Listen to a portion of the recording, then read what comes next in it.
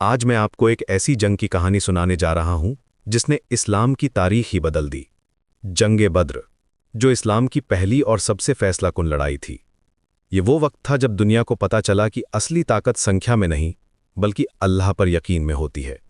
ہجرت کے دوسرے سال رمضان کے 17ویں دن مکہ سے لگ بھگ 130 کلومیٹر دور بدر کے میدان میں ایک ایسا واقعہ ہوا جس کی گونج آج تک سنائی دیتی ہے۔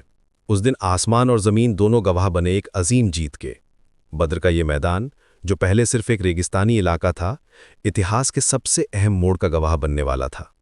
ایک طرف تھے مسلمان، صرف 313 لوگ، نہ پورے ہتھیار تھے نہ کافی گھوڑے، کچھ کے پاس تو صرف لاٹھی اور پتھر تھے، لیکن ان کے پاس کچھ اور تھا، کچھ ایسا جو کسی بھی ہتھیار سے زیادہ طاقتور تھا۔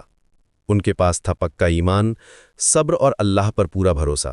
یہ وہ لوگ تھے جنہوں نے اپنا گھر بار چھوڑا تھا، اپنی جان کی پرواہ نہیں کی تھی، صرف اسلام کے لیے۔ ہر ایک کے چہرے پر تھا یقین، آنکھوں میں تھا جنون اور دل میں تھا اللہ کا پیار۔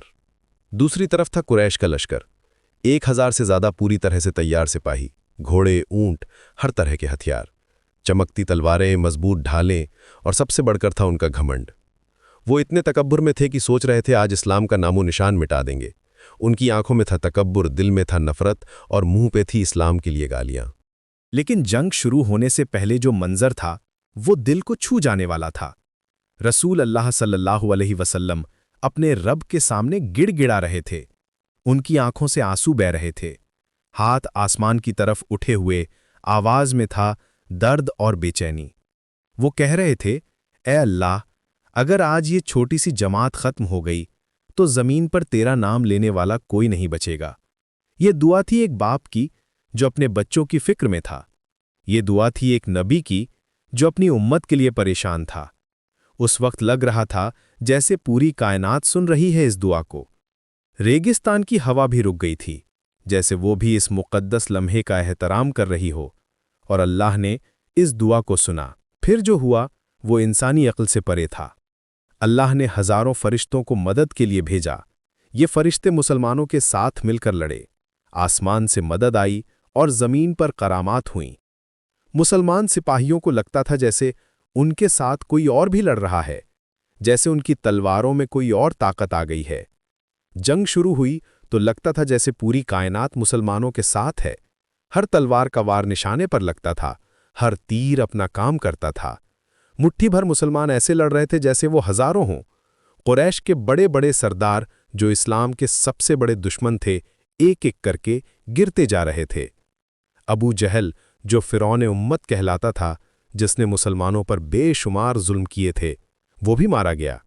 امیہ بن خلف، جو مسلمانوں پر بہت ظلم کرتا تھا، جو ان کو تکلیف دینے میں خوشی محسوس کرتا تھا، وہ بھی ہلاک ہوا۔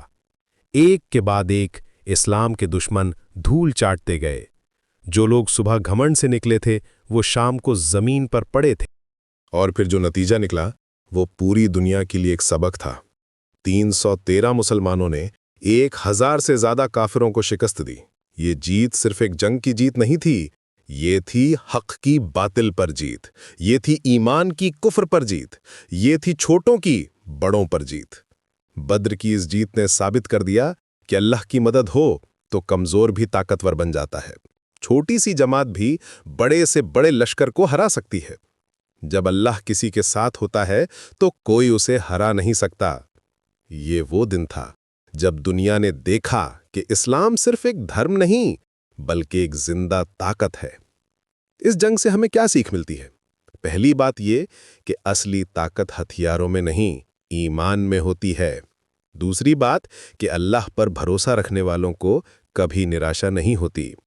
تیسری بات یہ کہ حالات کتنے بھی مشکل ہوں، دشمن کتنا بھی بڑا کیوں نہ ہو، اگر ایمان مضبوط ہے تو جیت ضرور ملتی ہے۔ چوتھی بات یہ کہ دعا کی طاقت سے بڑی کوئی طاقت نہیں۔ جنگ بدر صرف ایک ایتہاسک واقعہ نہیں ہے، یہ ہے ہر مسلمان کے لیے امید کی کرن۔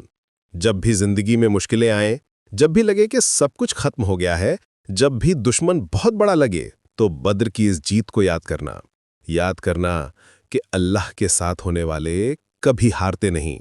آج بھی جب ہم مشکلوں سے گھرے ہوتے ہیں